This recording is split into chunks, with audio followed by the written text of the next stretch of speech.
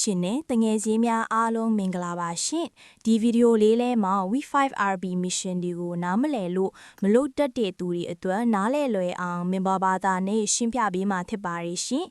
ဝိတဲဝင်ကြည့်ကြမယ်ရှင်ဒီတစ်ခုက classic mode မှာ level 3အုပ်ထုပ်နဲ့တပွဲနိုင်အောင်ဆော့ပါဒီတစ်ခုက classic mode မှာအချိုရည်ဘူးအပြာ10ဘူးတောက်ပါဒီတစ်ခုက classic mode မှာမွေလုတ်ပြီးရန်သူ3កောင်တက်ပါတပွဲထဲမှာတက်ခိုင်းတာမဟုတ်ပါဘူးเนาะနောက်ပွဲထဲမှာဆက်တက်လဲရပါတယ်ရှင်ဒီတစ်ခုက V5 မှာစုစုပေါင်းမိနစ်360ပွဲထဲမှာနေပါ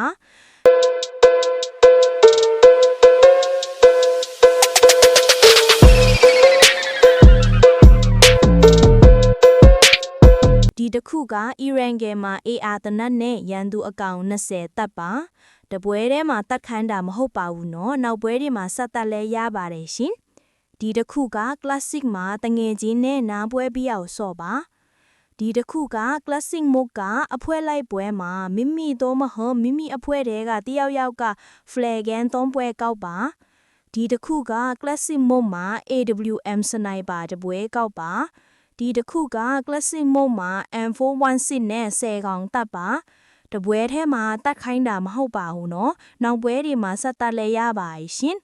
ဒီတစ်ခုက V5 မှာ game နဲ့3ရက်ဝင်ပေးပါဒီတစ်ခုက classic mode က Meyrama လေးတွေကြိမ်ဆင်းပါဒီတစ်ခုက classic mode မှာမီတာ2000ကားတော့မဟုတ်ဆိုင်ကယ်မောင်းမှာနောက်ကလိုက်စီးလေးရောက်ပါတယ်ဒီတစ်ခုကတငယ်ချင်း3ယောက်ရဲ့ lobby ထဲဝင်ကြည့်ပေးပါအခုကျွန်မရှင်းပြပေးသွားတာက V5RB mission တွေပဲဖြစ်ပါတယ်ရှင်နားလည်ပြီလို့ထင်ပါတယ်ရှင်အားလုံးအဆင်ပြေကြပါစေရှင်